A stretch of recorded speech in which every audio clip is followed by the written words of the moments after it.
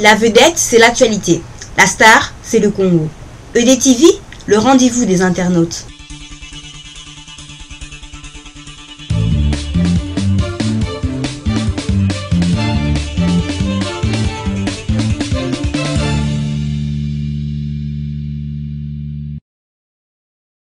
Allô?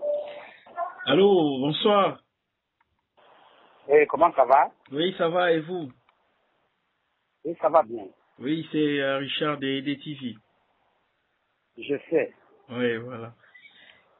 Oui, on vous a appelé pour savoir si c'est possible d'avoir des précisions par rapport au déplacement du président.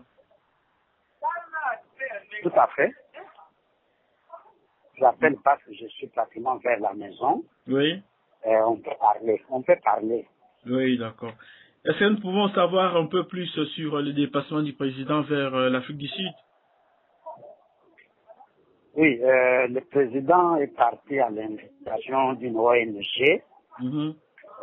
qui organise une conférence en Afrique du Sud, plus précisément dans la ville de Touana, Mhm. à la frontière avec le Botswana, sur le thème le rôle des armées africaines à l'ère de la démocratie.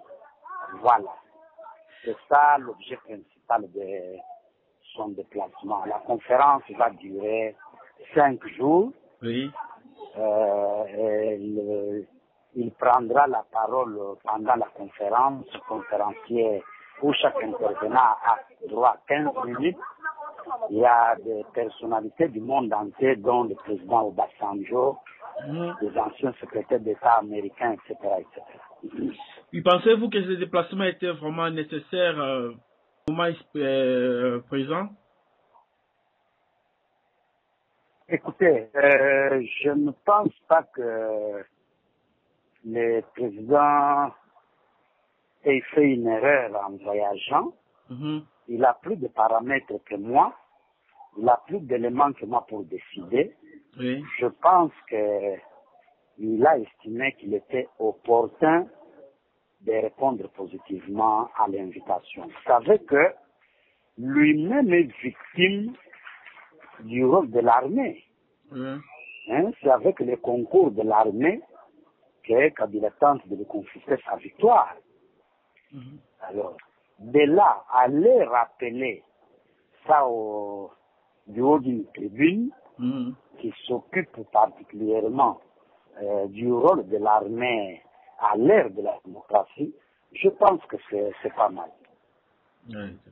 Et ces genres de conférences peuvent influencer ou changer quelque chose dans la situation où vivent le peuple congolais pour le moment.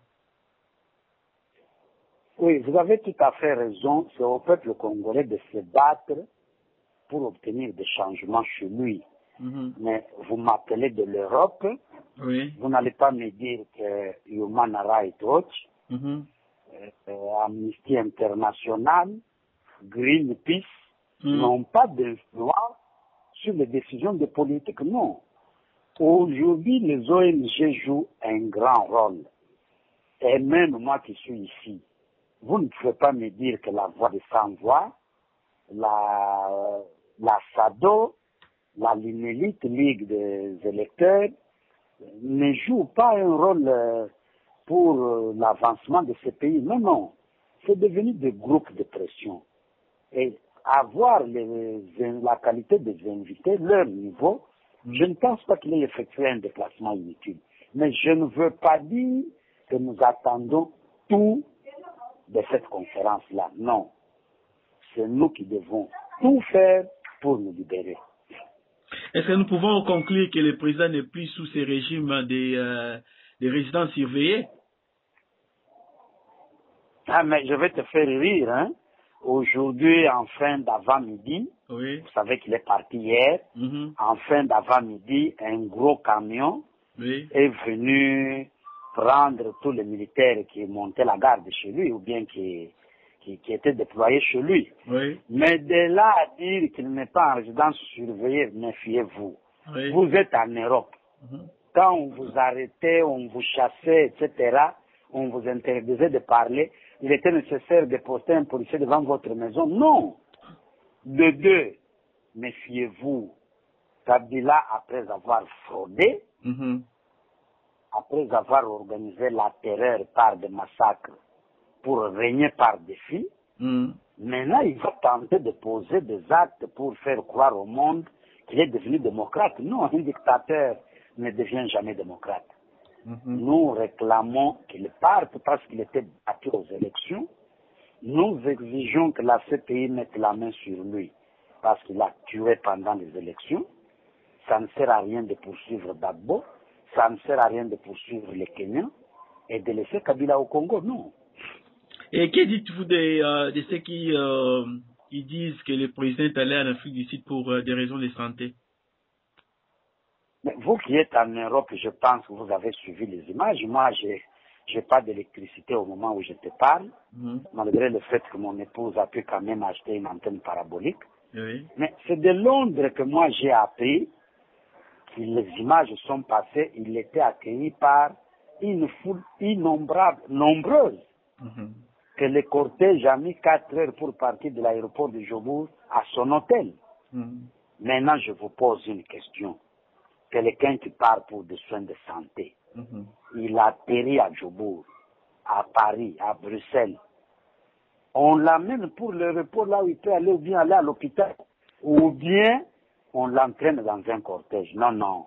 Demandez à vos confrères, à vos membres de famille qui sont en Afrique du Sud, ils vous diront qu'il n'est pas à l'hôpital, qu'il est arrivé ce soir dans la ville de Tswana pour la conférence qui démarre demain.